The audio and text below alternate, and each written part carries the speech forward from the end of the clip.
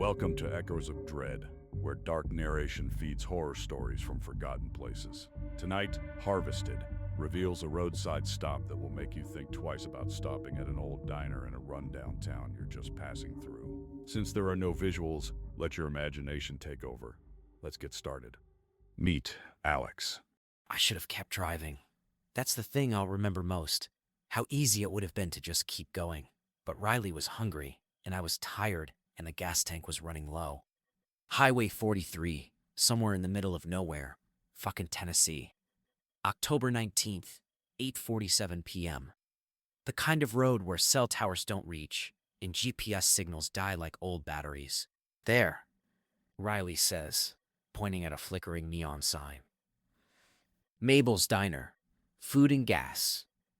The parking lot is empty, except for a rusty pickup truck with local plates. The kind of place that closes at 9 and hasn't updated its menu since 1987. I pull in anyway, because I'm tired. Because Riley's been bitching about being hungry for the last hour. And sometimes, the dumbest decisions feel like the only options you have. Meet Riley. The bell above the door sounds like a funeral chime when we walk in. 3 locals sit at the counter, all of them turning to stare at me and Alex like we just walked into their living room. "Welcome, honey," says the waitress. Her name tag reads Mabel, but she's too young to be the original owner. Maybe 40, with graying hair and hands that look like they've done more than serve coffee. "We close in 10 minutes, she says, but her smile is too wide. But I suppose we can make an exception for travelers. The menu is laminated and sticky. Burgers, fries, pie, standard diner food. But the locals keep staring, and there's something wrong with how quiet it is. No radio, no TV, just the sound of our own breathing and the hum of fluorescent lights. What do you recommend? The special, Mabel says. Everyone loves the special. Meet Tommy, local regular. I've been coming to Mabel's for 20 years. I know the routine. When strangers stop by, especially young ones with out-of-state plates, Mabel gives them the special. Kaskar, I say to the couple, that's a long way from home. The boy, Alex, nods politely. Road trip. Trying to see the country. Well, you picked a good place to stop. Mabel makes the best pie in 3 counties. I watch Mabel prepare their plates in the kitchen. She adds the powder to their drinks. Same as always. Sweet dreams, I think. They won't feel a thing. The burger tastes like metal. Or maybe that's just my imagination. Riley's picking at her fries, making conversation with Mabel about the weather and local attractions. There's a nice hiking trail about 5 miles north, Mabel says. Real pretty this time of year. I finish my Coke. It's flat and leaves a bitter aftertaste. Riley's yawning, which is weird because she had coffee an hour ago. You folks look tired, says one of the locals. Big guy with calloused hands and a trucker hat. Long drive? Yeah, I say, but the words feel thick in my mouth. Been driving since this morning. Riley's head is nodding. She catches herself, laughs it off. Sorry, that food just hit me. That's when I notice the other patrons aren't eating. They're just sitting there, watching us struggle to stay awake. Check, please. I say, but my tongue feels like sandpaper. Already taken care of, Mabel says. On the house. I wake up in a cage, not a cell, not a room. A cage made of rusted metal bars, just big enough for me to sit up if I hunch my shoulders. The floor is concrete, stained with things I don't want to identify. The smell hits me next, ammonia and a bunch of other shit that makes my stomach churn. "Alex?" I call out, but my voice comes out as a croak. My throat feels raw, like I've been screaming. "He's not here," says a voice from the cage next to me. A woman, maybe in her 30s, with hollow eyes and marks on her arms that look like injection sites. "Where is he?" "The milking shed. They took him yesterday." "Yesterday. How long was I out? What is this place?" The woman laughs, but there's no humor in it. "Welcome to the farm, honey. Hope you're not too attached to your old life." Meet Mother Cooper, the matriarch. I've been running this operation for 15 years.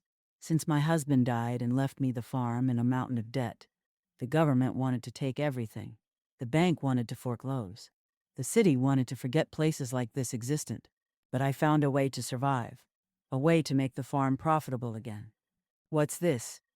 Looking at the security monitor. We have new arrivals, male and female, both young and healthy. Strip them down, brand them. Start the hormone treatments. The male goes to a milking shed. The female goes to the breeding pen. Process them by morning. We have buyers coming next week. My sons nod. Yes, mother. The milking shed is worse than the cage. They strapped me to a metal table that's stained with bodily fluids and other shit I care not to think about. Tubes and wires connect to parts of my body that they shouldn't. Don't fight it, says the man in the bloody apron. His name tag reads Earl. It just makes it worse, I try to scream, but there's a gag in my mouth, a rubber bit that tastes like ass. You're gonna help us make some money, he says, adjusting the tubes. City folk always pay good for fresh product. The machine starts up. It sounds like a dental drill mixed with a vacuum cleaner. The pain is instant and all over. Like every nerve in my body is being twisted with pliers. I black out.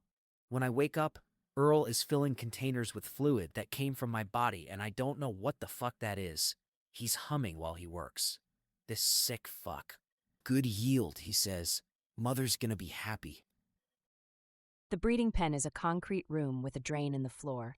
12 other women, all in various stages of pregnancy or recovery. Some have been here for years. Their eyes are empty as hell, like windows in abandoned houses.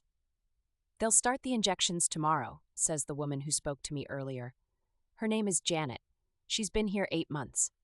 What injections? Hormones, to make you more productive. The men who come here pay extra for fresh product. I throw up. Don't think about it, she says. Thinking makes you realize how fucked up this is. But I can't stop thinking. About Alex. About the machine sounds coming from the milking shed. About the brands on the other women's arms. About the fact that nobody knows where we are.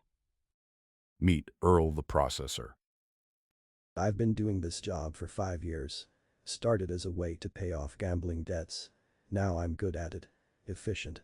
Mother appreciates efficiency. The new male is producing well.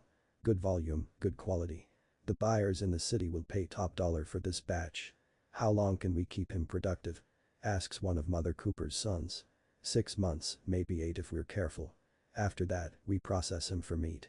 I clean my equipment while the male passes out from the pain. Tomorrow I'll start the next cycle. The machine runs 24 hours a day when we have fresh product. What about the female? Give her a week to adjust. Then we'll see if she's suitable for breeding. If not, she goes to the slaughterhouse. 3 days. Maybe 4.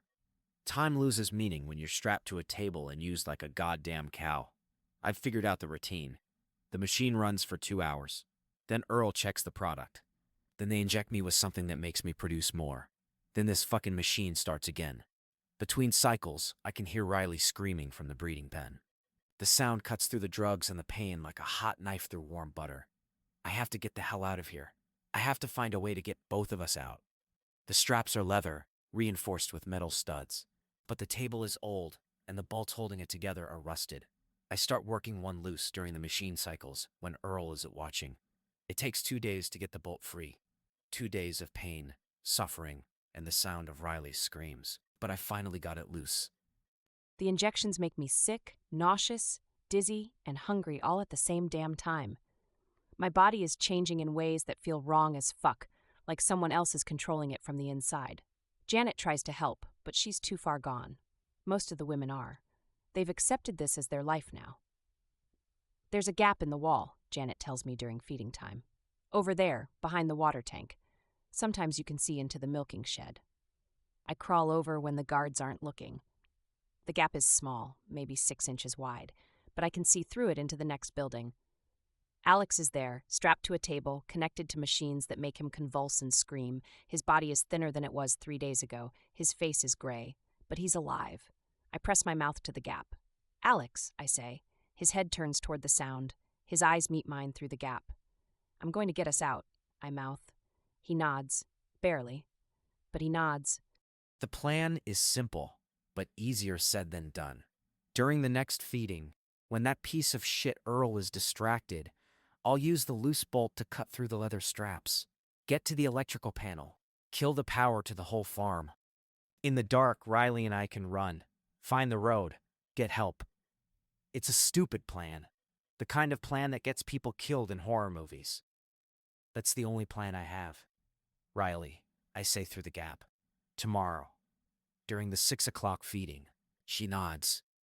In the breeding pen, the other women are preparing for evening injections. They don't look at her anymore. Don't acknowledge that she exists. That's what happens here. You disappear, piece by piece, until there's nothing left but meat, fluids, and the sound of machines. Tomorrow, I either escape or I die trying. 6 p.m. The guards bring slop that used to be vegetables and meat. Everyone lines up like trained animals, except me. I'm by the water tank, next to the gap, waiting for the sound of electrical systems failing. The lights go out. Emergency lighting kicks in, but it's dim and red. Perfect for running, perfect for hiding. I hear Alex moving in the milking shed, the sound of metal on metal, Earl shouting. Then gunshots, shit. The door to the breeding pen is electronic. When the power died, it stayed locked. But the hinges are old, and I've been working them loose for days. I kick the door, it holds. Kick it again. The hinges give way. Come on, I shout to the other women, but they huddle in the corner, too damn afraid to move. Janet grabs my arm. They'll catch you. They always catch you. Then I'll die trying. I get the fuck on. Earl is dead. The bolt went through his eye socket and into his brain. Clean kill, like butchering a pig. The electrical panel is in the corner, kinda locked metal cage. I use Earl's keys to open it. Pull every lever I see. The farm goes dark. I grab Earl's pistol and his flashlight. The milking shed door is heavy, but luckily it's not electronic. When the power died, it didn't lock. Outside, I can hear shouting. Mother Cooper's sons are organizing a search. They have dogs. I run toward the breeding pen. Riley should be there by now. Should be running. I find her in the yard between buildings, fighting with one of the sons. He's twice her size, but she's faster, more desperate. I planted 2 bullets in his chest. He drops like a sack of potatoes. This way, I shout, grabbing Riley's hand. The dogs! Those fuckers are getting closer. 15 years of hard work. 15 years of building this operation. And 2 city kids are not going to destroy it all. Get the damn trucks. I tell what's left of my sons. Block the roads. They can't get far on foot. The dogs have their scent. In the dark, they don't stand a damn chance. But I'm worried. They killed Earl. They killed Bobby. These aren't the usual soft city kids who cry and beg like little bitches. These 2 are dangerous. Bring them back alive, I say into my radio. I want to handle them myself. The slaughterhouse is in the center of the farm. That's where Riley leads me, away from the dogs and the shouting. Why here? I ask. Because they won't expect it. And I want to see what they do to people. The door is unlocked. Inside, the smell of death is overwhelming. Meat hooks hang from the ceiling. Stainless steel tables are stained with blood and worse. Human bodies hang from the hooks like sides of beef. Men and women who were once travelers, now processed into cuts of meat. Jesus, I say. Riley is already moving, checking the equipment. Look at this, she says, pointing to an industrial meat grinder. We can use this. The dogs are outside now, scratching at the door, whining. They found us, I say. Good. Riley fires up the meat grinder. It sounds like a garbage disposal mixed with a chainsaw. The door starts to buckle under the weight of the men trying to break it down. You ready? Riley asks. I nod. The pistol feels heavy in my hand. The door explodes inward. The first one through the door is Mother Cooper's youngest son, maybe 19, with dead eyes and his father's jawline. I grab him before he can raise his shotgun. The meat grinder takes his arm off at the shoulder. The sound it makes is wet and crunchy. Alex shoots the second one, center mass. The man goes down hard, but he's still breathing. Where are the keys to the truck? I ask.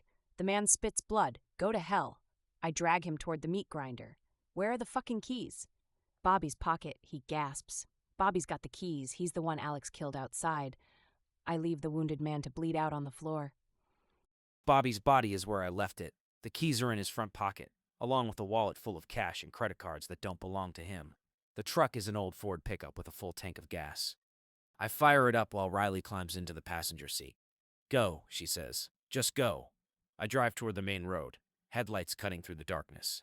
In the rearview mirror, I can see the farm burning. Riley must have set something on fire before she left a slaughterhouse. The main road is empty. No streetlights, no traffic.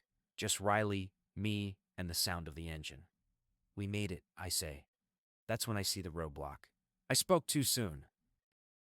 I stand in the middle of the road. Behind me are what's left of my sons and a dozen locals. We're all armed, ready to finish what started 3 days ago. The truck skids to a stop 20 feet away. I can see those two fuckers through the windshield. They look like they've been through hell. Good. They should suffer before they die. Come out slow. Hands where I can see them. The truck door opens. The boy steps out first, then the girl. They're both covered in blood. You killed my sons. They had it coming. The girl replied. I raise my rifle. So do you. Real fucking soon. Don't you worry. The rifle shot echoes across the empty road. I feel the bullet punch through my chest, just below my left breast.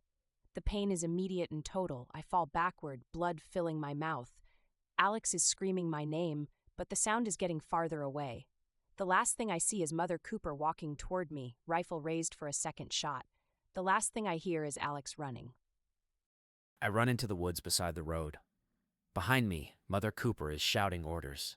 The locals are spreading out, forming a search line. Riley is dead. I saw the blood, saw her fall. She's gone, and I'm alone. I run for hours, through the woods and over fallen logs. My feet are bleeding. My lungs feel like they're full of glass, but I keep running. Dawn comes slowly, gray and cold. I stumble onto a paved road just as a car appears over the hill. A sedan with Tennessee plates. I wave my arms. The car slows, stops. The driver rolls down his window. Jesus, son, what happened to you? I'm covered in blood and dirt. My clothes are torn. I look like I've been through hell. Please, I say. I need help. They killed my girlfriend. They're killing people. The driver nods sympathetically. Get in. We'll get you to a hospital.